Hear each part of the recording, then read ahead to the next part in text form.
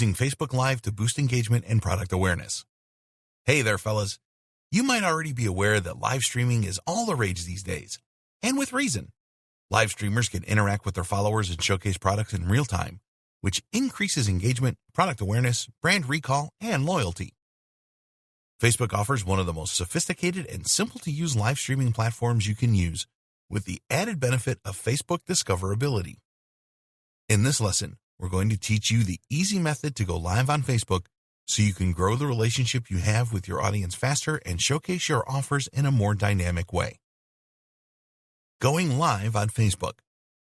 To go live on Facebook, sign into your account, go to your Facebook page, and click on the Live button inside the Create section. This will open the live broadcast window, where you have to select Camera to use a webcam to broadcast, or Connect to broadcast using live streaming software. In this case, we're going to select Connect so we can configure the live stream with external software using the information provided in this window. Now it is time to add your information to the broadcast. First, you're going to select where you are going to share your live broadcast from. For this, click on the Share menu button. You can share on your timeline, on a group or an event, or on a page. For this example, we're going to select Share on a page, and then we're going to select the page we created a few lessons ago. Next, enter the description of your live broadcast into the field below. Here, it is recommended that you compose a description that includes keywords, search terms, and in case you are promoting a product, the sales page URL. In this case, we're going to discuss some product that we are promoting, so we're going to add the name of the product, niche keywords related to the product, and the sales URL with a call to action at the end. Now add the title of your live broadcast into the title field. Then, add your niche keywords into the tags field. This will make your broadcast more easily discoverable in the results page. Now click on the Settings tab.